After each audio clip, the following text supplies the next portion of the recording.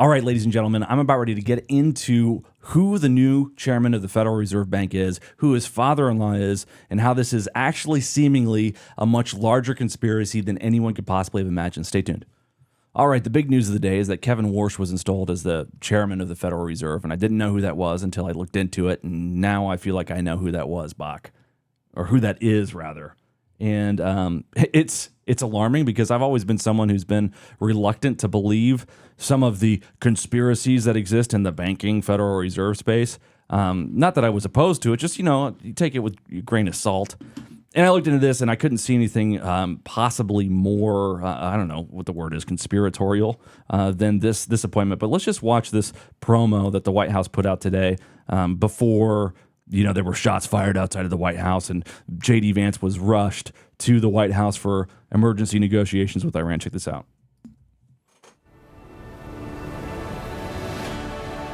It's like a Tony Robbins intro. What a great guy. This is inspiring me. Kevin Warsh. There's his wife. Those pearls. I look it up, and his wife is Judy Lauder. I believe her first name is Judy. Her father is Ronald Lauder. He's a Jewish billionaire worth, I think, at least $4.5 billion, some kind of cosmetics business. Mm-hmm.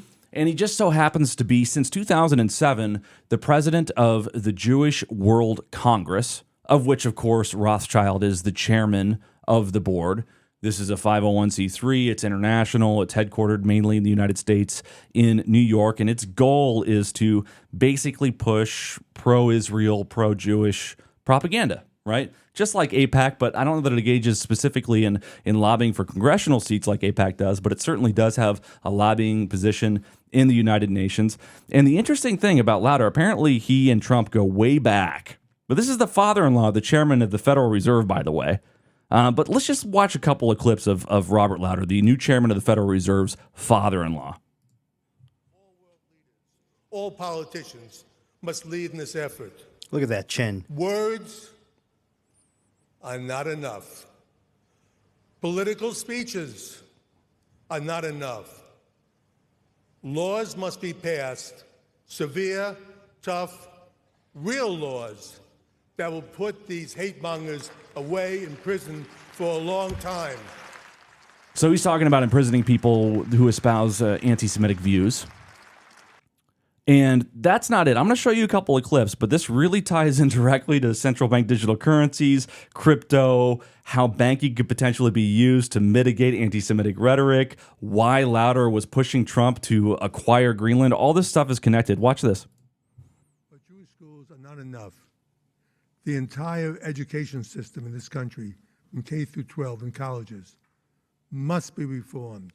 Laws must be passed that will focus on three things: no racism, no anti-Semitism, and no anti-Western civilization should be taught here. I need to remind you that anti-Semitism is not new, even here in the United States. It's just that we haven't seen it in 3 generations. But in the 1930s, there was a strong, vocal, and even pro-Nazi movement that captured the public attention with famous names like Charles Lindbergh and Father Conklin, the radio priest with millions of listeners who attacked us. So he's talking about censorship. He's talking about taking over the schools. He's talking about incriminating anti-Semitic rhetoric. And radio was a TikTok. The father-in-law, the billionaire father-in-law of the chairman of the Federal Reserve Bank of the United States of America. And multimillionaire was another anti-Semite. Even President Roosevelt, who was seen as an ally of the Jewish people, closed Americans' doors to Jews in Europe who were desperate to find a country, any country, that would take them in. Today, we see a similar pattern playing right in front of our eyes. Big names with millions of followers are using the same old lies that Jews control the government, the media, our nation's foreign policies. Hamas marchers, they're targeting Jews, going to synagogues, kosher restaurants, or just walking down the street. So there you've got it. That's Lauder. the father-in-law of our chairman of the Federal Reserve.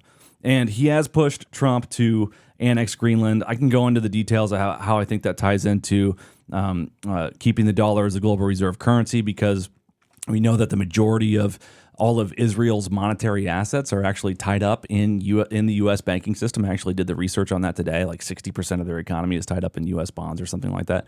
So Israel's economy is deeply tied to the United States economy, not just because of the aid that we give them, but because of where they specifically park their assets and where they invest their assets, right?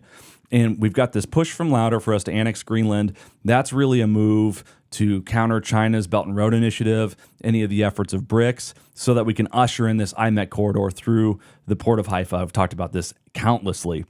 But let's look a little bit into Warsh and what's going on with him.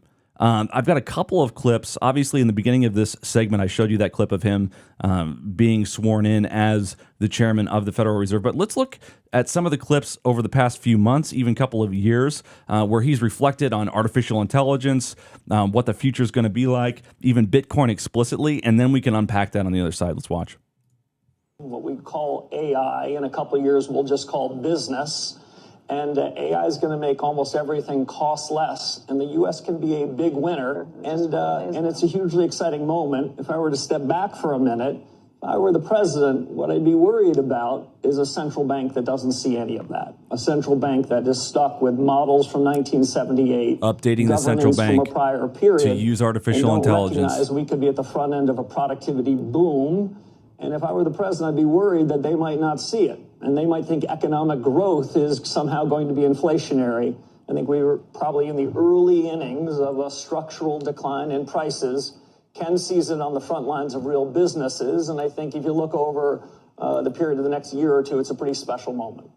Okay, and then here's him talking about announcing his superior environment. This is after his installation. My goal now is to create an environment in which the best people can do their life's best work, and to face every challenge in the spirit of common purpose and devotion to the national interest. In a word, to excellence. These duties are now mine, Mr. President, because of the trust you have placed in me. I accept them with gratitude and will strive every day to serve our fellow citizens well. And in final, I'll just say I'm going to look around and try to hold on to this special moment. But after we leave this stage, the real work begins. So let's begin that work. It's an honor. Thank you again, Mr. President. You made reference to Bitcoin, and I thought I heard a little bit of condescension that people are buying Bitcoin and these things. But doesn't it, Charlie Munger, this is 2 or 3 years before he died, Charlie Munger attacked Bitcoin. He called it evil. Oh, no, you don't, sonny boy. It would begin to undermine the Fed's ability to manage the economy. Or it could provide market discipline. See, or it could he's tell pro the world that things cryptocurrency, need to be pro fixed. AI, pro changing the monetary nervous. system. Bitcoin does not make me nervous. I can hearken back to a. This is someone, by the way, who is mentioned in the Epstein files. 2011, connected to Epstein. With someone who is another guest on your show. I won't say his name. He's saying that the blockchain technology is incredible, but he's dog whistling that there are imitators and con men and charlatans in the cryptocurrency space because he's positioning himself to be critical of or shutting down specific or any specific other cryptocurrencies. He's advocating positively for Bitcoin, but he's leaving the door open to hyper-regulate. So between the texts that we've seen, the videos that we've seen of him, he's obviously very pro-artificial intelligence. He's pro-integrating artificial intelligence into the Federal Reserve banking system. He's obviously very pro-blockchain technology. He's in bed with Mark Andreessen, and I'm not saying Mark Andreessen's a bad guy, but he's close to the technocrats, right? So he's pro the blockchain technology, pro the AI, specifically antagonistic toward independent cryptocurrencies, which to me is a dog whistle that he wants to bring in a central bank digital currency. You couple the fact that he's the chairman of the Federal Reserve with who his father-in-law is as the president of the World Jewish Congress, as somebody who advocated for the annexation of Greenland, or the acquisition at least of Greenland by the United States, who advocates for things like imprisoning people for anti-Semitic rhetoric, hijacking the school system in order to prevent anti-Semitism, saying that words aren't enough, saying that you can't fix an anti-Semite. I'm thinking that we're coming into this central bank digital currency system in which we are going to be debanked if we have anything that's a semblance of anti-Semitic rhetoric, and we've got a chairman of the Federal Reserve that's going to totally be pro-Zionist. I look at the emergence of CBDC, which they said it would never happen, but they're obviously allowing the back door. What they're doing is, instead of centralizing CBDC, they're just privatizing CBDC. Oh, the Fed isn't doing that, but these 5 stablecoin The companies, Fed's private, though, so even if the Fed does it, it's still private. well, it's going to go this way anyways, but if you don't see the writing on the wall, like we were saying yesterday, you don't get to choose the next monetary system. They will impose it on you, but you will not be subject to it if you are invested in a different basket of things. So if you're not buying land to produce your own food, you're not buying gold and silver to trade independently, and you're keeping all of your savings in dollars, which they're already debasing and have been since its inception, essentially, way past the petrodollar, since 1913, then you get what's coming to you. So use what you have to use in the CBDC. Hey, we need so much money in an account for you to get a mortgage. Okay, that'll be in CBC denominated. But if that's where your nest egg and your life savings are, you're a goddamn fool. And you're getting what's coming to you. Don't be governable. Buy silver, buy gold, buy land. Use what you have to in CBDC because you don't get to pick the next monetary system. And then whatever's left over, support permissionless networks, private coins. Because this is a real technology. It's just like AI. It's Promethean fire. It is going to be what you do with it. Now, obviously, we're not the most powerful power block here, so we're not going to dictate the terms, but you can resist. You can become ungovernable. Ungovernable. Yeah. Well, and look, Elon Musk has been saying for an extended period of time that artificial intelligence is going to be massively deflationary. We just saw from the new chairman of the Federal Reserve Bank that he also believes that artificial intelligence is going to be deflationary. When people hear deflationary, they think that sounds great because inflation sucks, it's so bad. But what you don't understand is if you owe $200,000 on a house, you're left holding the note. You're left holding the note even when a dollar is actually worth $10 or $15, right? And so there's going to be massive disruption if artificial intelligence is truly deflationary because the cost of goods and services goes way down because artificial intelligence, robotics, or whatever are able to create things, provide services, what have you, right? And so we've got this chairman of the Federal Reserve coming in believing that there's going to be a massive economic crisis, not saying it that way, but believing it based off of the context of what he said across those clips, understanding that blockchain technology is the future of banking at the same time as he advocates or subtly indicates at least that he's going to be antagonistic toward specific independent shitcoins, or cryptocurrencies, right? Praising Bitcoin, certainly praising the blockchain technology that it's built upon. I mean, this guy is going to push a central bank digital currency, and he's got a father-in-law that wants him to weaponize that blockchain technology in order to mitigate anti-Semitism. I mean, this is a massive, massive move, and I can't believe more people aren't seeing it. In fact, I want to show you this clip briefly of Elon Musk talking about this. AI being deflationary. And to lose everything. Yeah, but do you think they'll allow that to happen? Imagine that you've been running a Ponzi scheme for an extended period of time, right? And you know that it's about ready to collapse because you've lost different ways to bring in more investment or more revenue at a pace that's faster than the pace of what you're supposed to pay out, right? Like it's coming to a head. You're fucked, right? You know how a Ponzi scheme works, right? Yeah, of course. Yeah, of course. So imagine you're in that situation, but imagine that in that situation you have so much influence, leverage, relationships, even assets, right? I mean, the assets are obviously not worth as much as you owe your investors because it's a scheme, but you do have these and you have this facade, right? Wouldn't you be scheming in every way that you could if you knew that it was inevitable that Ponzi scheme was going to collapse to leverage your assets, your relationships, your lobbying ability, whatever you could in order to ensure that you're positioned for what the post-collapse solution is? So what I am saying is I believe that the Federal Reserve understands that we're about ready to have massive economic collapse. I think that the international community understands that there's going to be a major economic shift in the 21st century because of this Ponzi scheme, because of the competition with China, because of the conflict over oil, all the shit that we've been talking about for months and even years if you're a Peter Schiff or whatever, right?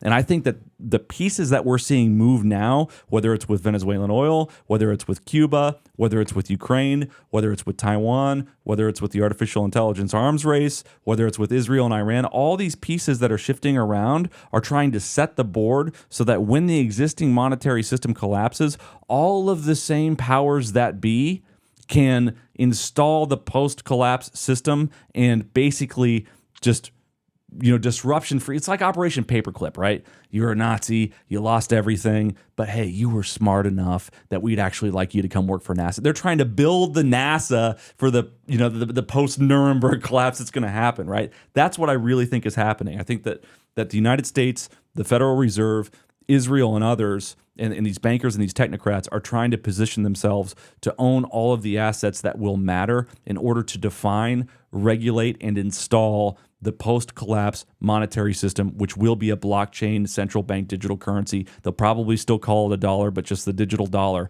And they'll be able to use that blockchain technology to do all the things that Bitcoin was supposed to prevent from being possible, to manage what you spend on carbon, to manage what you spend on meat, to manage what you spend in taxes or whatever, or just freeze your assets if you're anti-Semitic. That's what I think's happening, dude. Yeah, all of that's happening for sure. I only see one tech titan advocating for democratizing AI and robotics. And just like they manage inflation at a one-to-one with the money printing cycle, every 4 years you see it happen. People compound their wealth by using debt as money. They're going to centralize this technology so you and I just can't do a startup and have a robotics or AI company that's out of their control, because they're going to manage the deflation in the same way. I don't think it's just going to, like a gun shooting off at the beginning of the race and off to the races, wild, wild west. They're going to manage the inflation just like the deflation, just like they manage the inflation. It's going to be controlled. They're going to make sure they have their hand on the pulse, and they let a little air out of the balloon at a time. So it falls into their hands, just like you said. So that's the main reason that I'm getting from all of this, that there's only one guy advocating democratizing AI and robotics, and everyone else advocating centralizing it for power, because they know this deflation's coming. They know that for at least a small amount of time in human history, there will be a golden age in goods and services, because of course it's inevitable when you have robots that you don't have to pay, working 24/7, outstripping demand with supply. So it's inevitable, but they're going to manage it. It's not going to be just all at once, and that's the main reason for centralization of AI and robotics. So you can actually have a process to manage the coming deflation. Ladies and gentlemen, I had the honor and pleasure of working with the great Alex Jones for a number of years at InfoWars. Do you hear what I'm telling you? Do you hear me? Burning too good for you.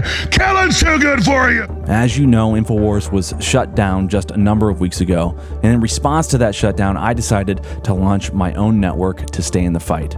I launched Chase Geiser Network at chasegeiser.com for the purpose of staying in the information war, because despite whatever they may do to InfoWars, the information war has just begun. In fact, it's escalating to a point beyond any point we've seen throughout our entire history as human beings walking on the face of this planet. With artificial intelligence ramping up, deep state data centers being built all over our nation, as well as this conflict with China in the AI arms race that's taking place right now, things are about ready to get really, really sketchy in terms of psychological operations, propaganda efforts, Mockingbird-esque efforts only powered by artificial intelligence, so that we see corruption in a way that we've never seen before. I'm calling upon all of you to subscribe to my YouTube channel at youtube.com/@ChaseGeiserNetwork. You can also get a link to it in my bio on X at @RealChaseGeiser. But most importantly, if you could, find it in your heart to go to ChaseGeiser.com. That's ChaseGeiser.com. And sign up as a foundational member. Cancel anytime. We're going to be streaming several times a week for several hours each time, and ramping up the amount of content that we're creating to daily content, special reports. Now, if you go to ChaseGeiser.com and you sign up as a foundational member, you will have access to an exclusive community, direct contact with myself and my other hosts as well, and you'll be keeping us in the information war in this fight as it escalates. This fight is ultimately about defeating and overcoming evil which loves to lie and engage in deception. And we see that this administration is not everything that we hoped that it would be. And I'm very concerned that the future for the United States of America is in dire straits. So what we're going to have to do is we're going to have to come together, and instead of relying on one strong leader or somebody who seems to advocate for all of our specific wants and needs, we're going to have to come together as info warriors, support each other, and ensure that the truth is broadcast like never before. Steven Bak here, asking you to become become a foundational member at Chase Geiser Network. I am now what I would hope to be the front. Steven Bak here. Hello, my name is Steven Bak. We're going live. I just can't even talk correctly. My name is Steven Bak. I am pleading with you. Now, none of you will probably see this ad because it's terrible. You have a real skill, bro. So please go to chasegeyser.com and be the reason I will always be on the air.